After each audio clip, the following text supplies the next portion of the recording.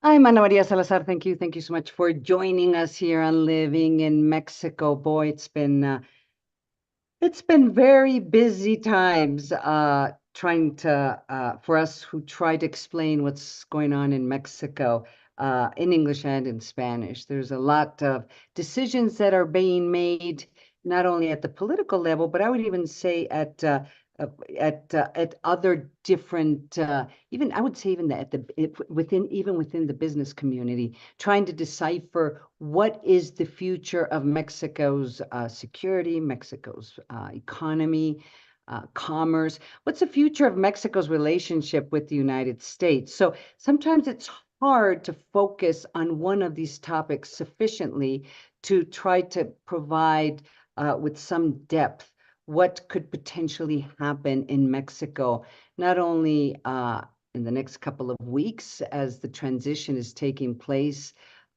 with the expectation that the next president of Mexico will be sworn in on October 1st, and it will be Dr. Claudia Sheinbaum. But also, we are watching very closely decisions that are taking place right now that could have an impact on the next administration and on Mexico for the next more than a decade.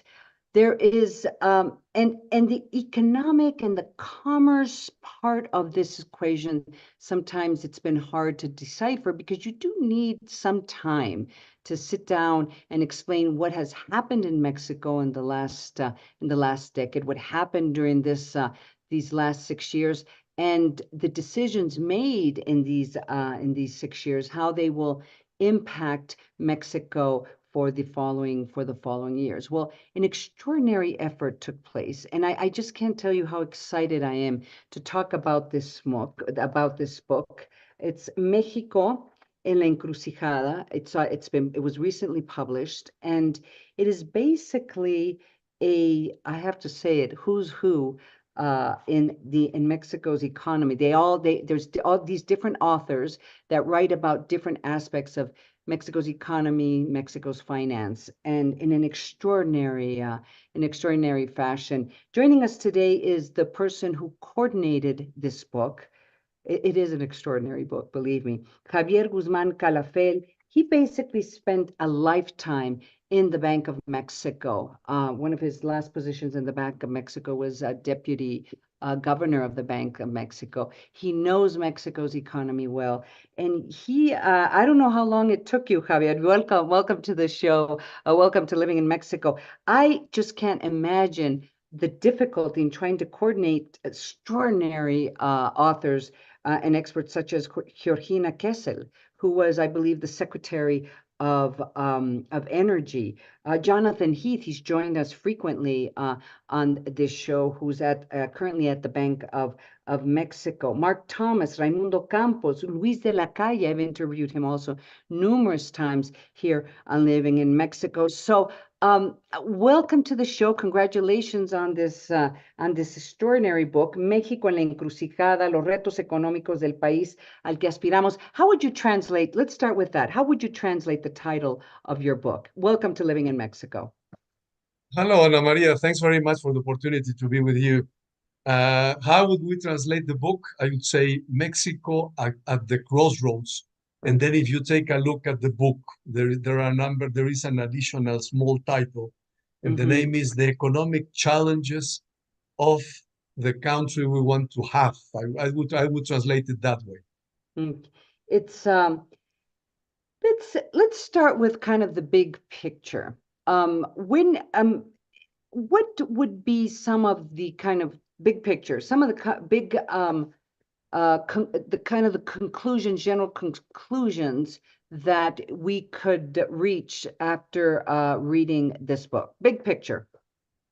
Yeah, well, if you want to start with take into consideration that the main objective of the book is to try to define a strategy that may allow Mexico to reach an economic growth which is adequate, which is sustainable, and which is balanced. And from that broad point of view, I would say that the main conclusion of the book is that you have challenges both on the macroeconomic side and on the supply side of the economy, and on Mhm. the context in which the economy, the institutional context in which the economy operates, and also a number of social challenges. And the main conclusion of the book is you need to make a great effort. You need to make an important adjustment to the economic strategy if you want to achieve that objective. There is no magic solution. You need a lot of effort, and that implies the simultaneous implementation of actions in a number of areas. I would say that is, in very broad terms, the conclusion of the Mhm. book. Now, let me be the devil's advocate here. I mean, isn't that something we knew already?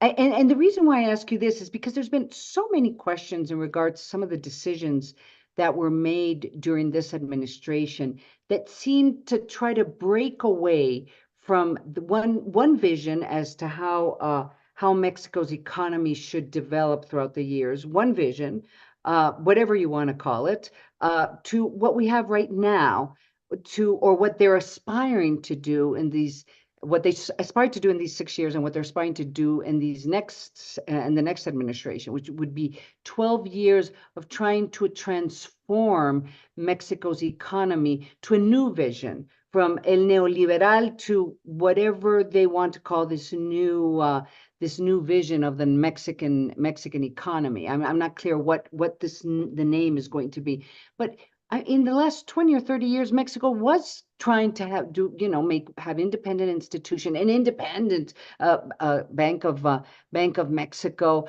open its borders to more commerce. Mexico became one of the main, if not the main, country exporting to the United States. I mean, a lot was done, and it required a lot of coordination and political will. I guess that's my sense. So, what is this book telling us now? Your first question was, didn't we know that already? I would say, well, in a sense, yes, but you have to take into consideration that there are different visions about what needs to be done. Right. You may I mean, you may identify a problem, but the thing is that you may not be totally aware of all the problems that are affecting the economy. And on the other hand, you may have different points of view of what the solutions are. And in some cases, you may not have the correct solution. So what's the difference with this book?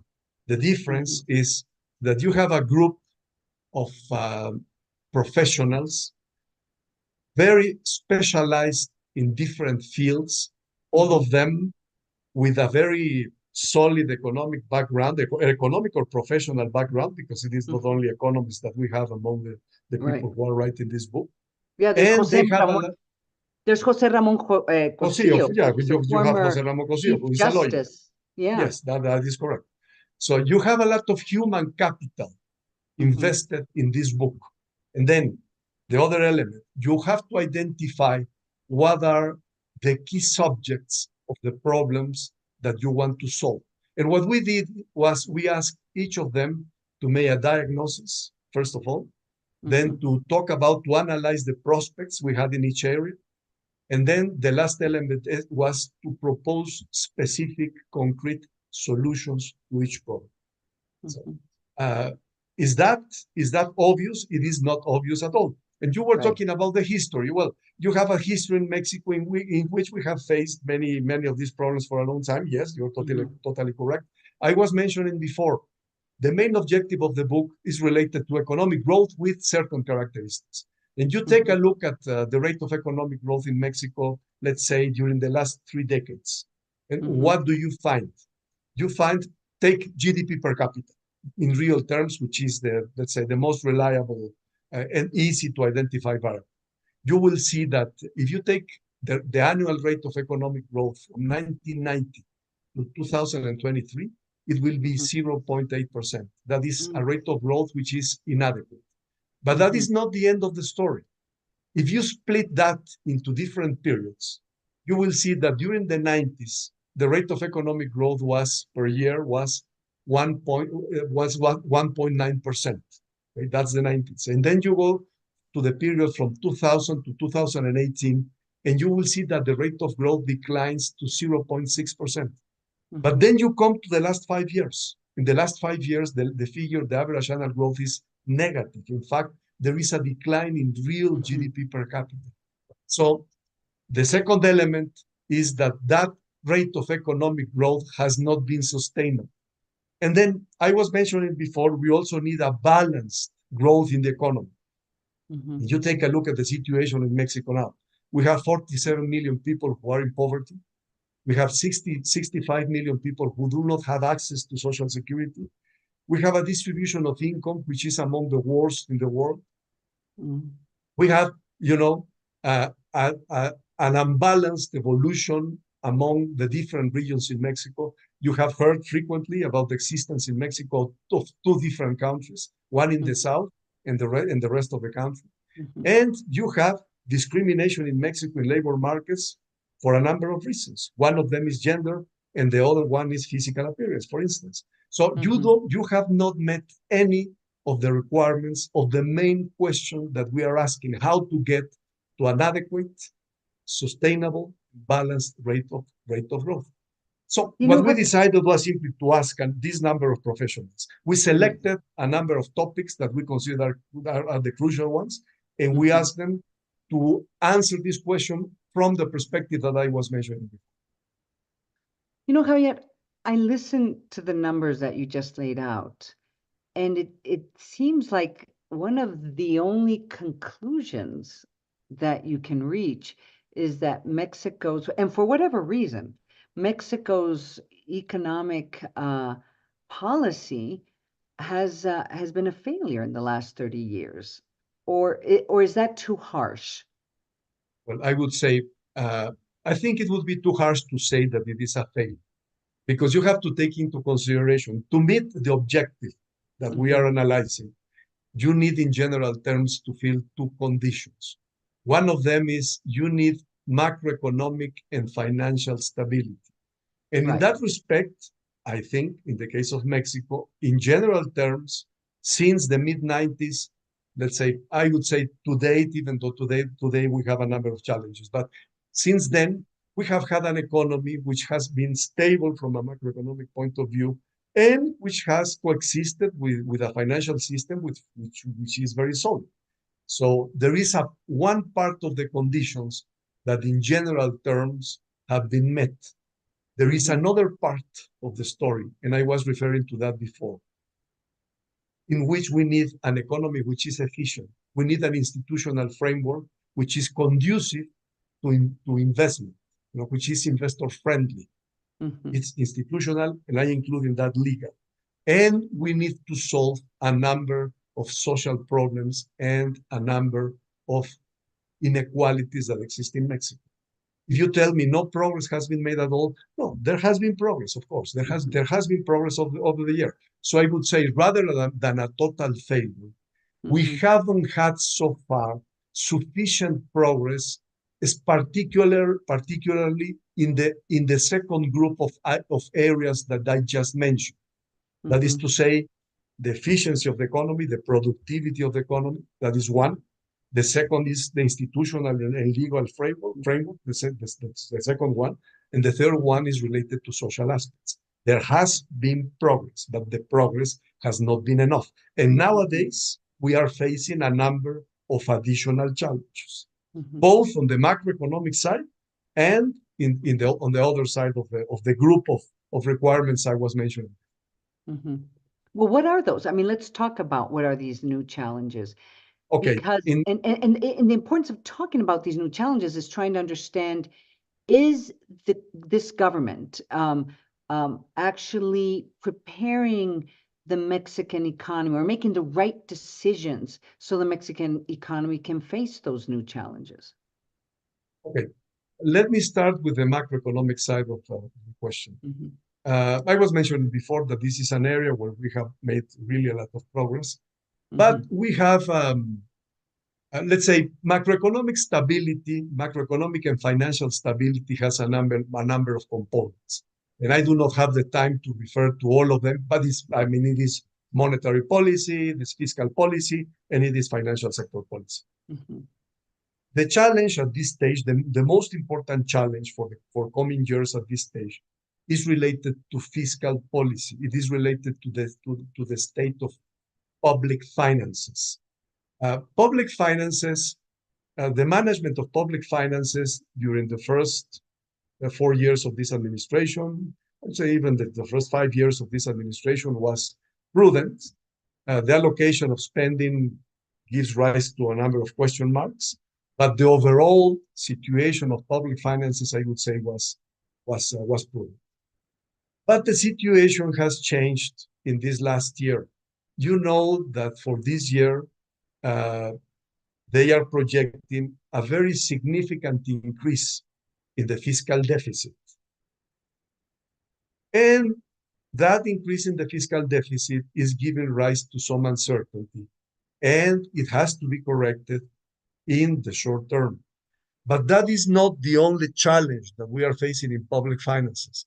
The other challenge is related to the fact that the government has made a number of commitments, particularly related to social spending, including pensions. And the thing is that those commitments have not been accompanied by an equivalent effect on the revenue side.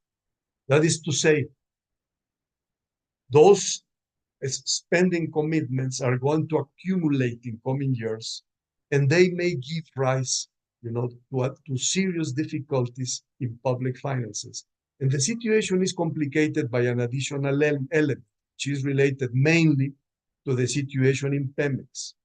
Pemex is in a very vulnerable situation, and that will imply support from public finances. And that is another burden on public finances that needs to be taken into account. So to sum up, public finances are facing serious pressures in the short term because of the increase in the public deficit this year, but even more important challenges in the medium term because of the reasons I have just explained. And you have to take into account, on the other hand, there are a number of public spending needs that would have to be satisfied. And we will not have the resources to do that. So a way needs to be found to tackle this problem as soon as possible. Tackling the problem for next year is, of course, urgent. And then beginning to take the measures to face the problems that we are going to face in the medium term needs to be started as soon as possible. So that's the part related to macroeconomic stability. I don't know if you want me to go to the other side of the story. The Joining part us related today, to the efficiency of the economy, and then the institutional framework and so on. of course, I want you to join, to go to the other side of the story. Joining us today is Javier Guzman. He coordinated an extraordinary book. Its name in Spanish is México en la encrucijada, los retos económicos del país que aspiramos. And Javier has been just kind of describing some of the new challenges that Mexico's economy is facing. Of course, I want you to tell us the other side of the story. Okay, the other part of the story. The other part of the story is related, as I was saying before, to the efficiency of the economy, to the institutional framework, and to the social problems. Okay, with respect to the efficiency of the economy. If you take a look at what are the determinants of economic growth, you will, in a very simple way, you will see that economic growth is determined by investment, by the amount of investment that an economy makes. It is determined by productivity, that is to say, the efficiency with which the factors of production are used, and it is determined by the amount of labor that you have available. Okay? Well, if you take a look at Mexico and you see it from that very simple way of determining the economic growth, we'll see that investment in Mexico has not been enough. Investment in Mexico has been modest, relatively modest. Compared with other emerging market economies, definitely below the average of emerging market economies. So you need to increase investment. We had an increase in investment at the end of last year, to levels which could be considered sufficient. The problem is that level of investment is not sustainable. And then you take a look at the second element, at the second determinant of growth I was mentioning before, which is productivity. Well, the problems with productivity are even more serious than those related to investment. That is to say, the efficiency with which the economy operates is compared with emerging market economies is very poor. Compared with the rest of Latin America is very poor. I would say that among the main Latin American countries, only Brazil has a worse performance of productivity over the years than Mexico. So there is a lot of effort that needs to be done there. And then I was mentioning the third leg of the story, which is the labor force, the amount of labor that you have available. Of course, one important part of that is determined by, by the population growth. It is very difficult to influence on that. You can influence on that, but the result you only see them in the long term. But there is an element which you can influence in the very short term, and that is the participation of women in the labor force. So what you need are conditions to foster investment, to increase productivity, and to increase the labor force of the economy. And that implies the implementation of a number of measures in different areas. And one of the messages of the book is precisely, I was saying before, that you have to make that effort. You have to take action on several fronts at the same time. And I would not really have the time to go into the detail on everything, of course. But let me tell you a few of the things that we need to consider. The first, productivity in the economy. What do you need to do? And you may have an idea about this when you take a look at nearshoring and you ask foreign firms what do they need to come to Mexico with more investment, much more investment than we have seen so far. In fact, from nearshoring, we have seen a very modest increase in investment in Mexico so far. So what do they need? And what they tell you is, we need clean energy, clean electricity. We need water. We need gas. We need security. And we need rule of law. That gives you an idea of the sort of elements that you need to foster investment. But in addition to that, they will need infrastructure and they will need adequate human capital and so on. Many of these elements combine to allow an increase in productivity in the economy. If you tell me, okay, give me the 4 or 5 main elements that would allow the Mexican economy to be much more sufficient, I would say infrastructure, and that includes connectivity and logistics. Second, I would say human capital. You have to invest in education. You have to invest in the capital that firms need to be more efficient. You need to have technological development. You know, the amount of investment in research and technology that is made in Mexico is really extremely low. So you need technology. An additional element that you need in the economy is competition. Mexico is an economy which is dominated by monopolies and oligopolies, and that, of course, creates inefficiency in the economy. And then another element that you need in Mexico to increase productivity is to fight informality, to find ways to diminish the size of the informal sector in the economy. So that's one part of the story. And another part, the rules of the game. You need a rule of law. You need rules of the game which are clear, which give confidence to investors that they know what to expect. When you ask, the Bank of Mexico carries out monthly a survey among analysts from the private sector. And one of the questions that they ask is, what are the main obstacles for economic growth in Mexico? And the most important part of the answers by analysts by the private sector is related to governance issues. And within governance, the rule of law is one of the most important. So one of the obstacles that you have in Mexico for economic growth is related to that, to the rule of law. To the extent that you don't have that in place, to the extent that you do not have reliable rules of the game in place, obviously you are not attracting sufficient amounts of investment. And then the last piece of all another piece of this of all these elements. I was mentioning before that there is another element that determines economic growth, which is the size of the labor force. And I was referring in that respect to the potential role of women. Well, when you take a look at the participation of women in the labor force in Mexico, you will see that it is below the average of the figure that you observe in Latin America. It is the second lowest in the OECD. It is 46%. The participation in the labor force of men is above 70%. And the thing is that you need a higher participation of women in the labor force for social reasons, for moral reasons. It is a commitment. You need equality in Mexico. So you need to do that for solid reasons. But there is also a pragmatic reason.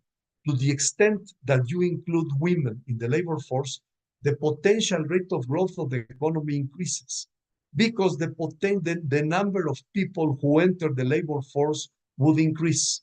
In addition to that, there is reliable information suggesting that the participation of women in the labor force increases productivity. So you can enhance economic growth in Mexico through a larger participation of women in the labor force by increasing the labor force itself and by increasing productivity. Can that be done? I would give you a couple of figures. Take a look at the experience of Ireland or at the experience of Spain. In 1990, they had participation of women in the labor force, which was even below or more or less around the range that we have in Mexico now. Today, labor force participation of women in both countries is 70%. And you can do that relatively rapidly if you set in motion the conditions that make that possible. And then the last element I want to refer to is related to the social part. I was mentioning before, we have in Mexico a poverty rate which is unacceptable, and that is accompanied by, a number of inequalities from different perspectives that have to disappear. The philosophy several years ago, and I would say not only in Mexico, it was a philosophy that was prevalent in many countries, was to the extent that you solve your economic growth problem, the problem of inequality will automatically disappear. Or in any case, you will take care of that later on. Well, that has proven to be false, a false assumption. If you have economic growth, you may in fact, there is a possibility that you have economic growth and that you even increase inequalities. And if you have an economic growth with inequalities, you cannot talk about a sustainable rate of economic growth. So you have to tackle it. And part of that is, of course, through, social efforts of social spending. The thing is that you have to make it in such a way that you can finance those social expenditures. And more important, that they are temporary, that you provide the elements to the people who are recipients of those social benefits. You provide them with the elements, to at some stage graduate from that support. So what do you need to do? You need to invest in education. You need to invest in health. You need to invest in infrastructure, supporting health and education. You need to invest a lot in connectivity.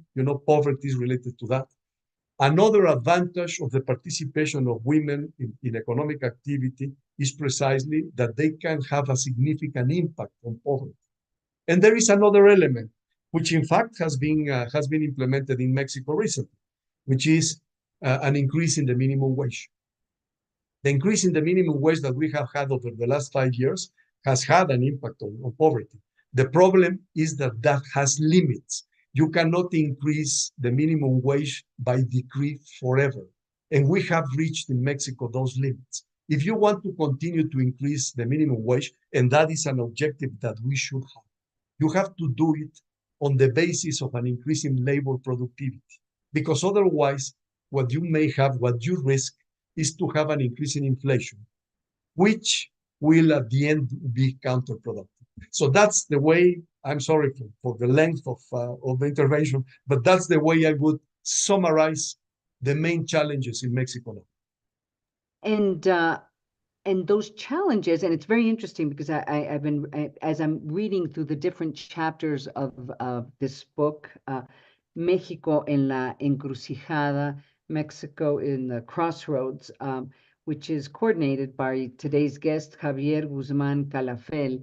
And what is, I think, what is so interesting or extraordinary, what you just said, I don't know if you saw, I was taking copious notes because at the end of the day, we have to recognize that this administration, this Manuel Lopez Obrador's administration, we can criticize many of his decisions, but one of the issues that he was trying to address, and we can debate whether it was the right way or no, was the issue of inequality. And many steps were taken to try to address that issue. An issue that, as you very well stated, Javier, is an issue that countries, democracies around the world are grappling with. So the question is, with all these, decisions that were made during this administration, in part to address the inequality, to address the lack of development in the southern part of Mexico, the lack, well, they said that trying to address the lack of growth in certain industries, to strengthen the exports to the United States, commerce. I mean, the question I have right now is that if the decisions that were made during this administration, and it seems that will be followed and supported during the following administrations, will basically address these big issues that you just laid on the table. I mean, because it sounds like there's a big experiment going on right now, and that they have a different visions in terms of how these problems can be solved.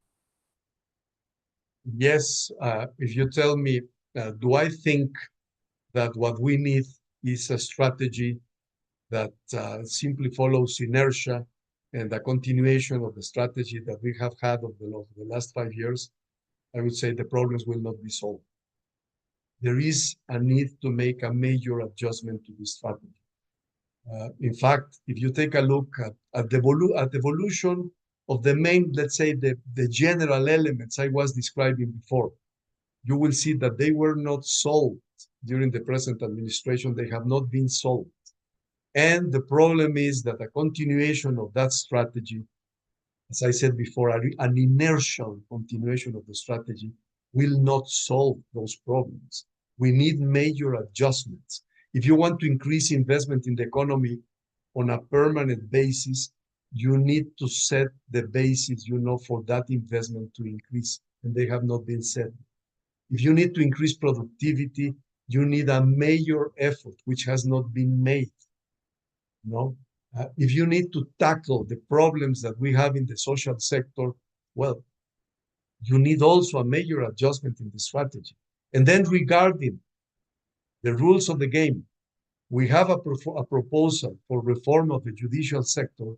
We do not know what the end of the story will be because it is still being discussed in Congress. But the direction is the opposite one of what would be recommended. So no, we need a change in strategy. Is that going to take place? Well, I do not know. I do not have the basis to assess that because the new administration is not empowering, and they do not have an economic program, a formal economic program presented to us. But what I do know, what I do believe at least, is that a major change in the strategy is needed. They and maybe it will be reality that hits them in the face that will push them to have to make very serious decisions. For example, with Pemex. I mean, we've spoken about the problem of Pemex on this show numerous times. It's kind of like a warning. It's a red flag. It's almost like we're watching in slow motion a debacle that could happen almost any day now in terms of, these rating groups, these companies like Fitch and Moody's suddenly waking up one day and say, Pemex is unsustainable.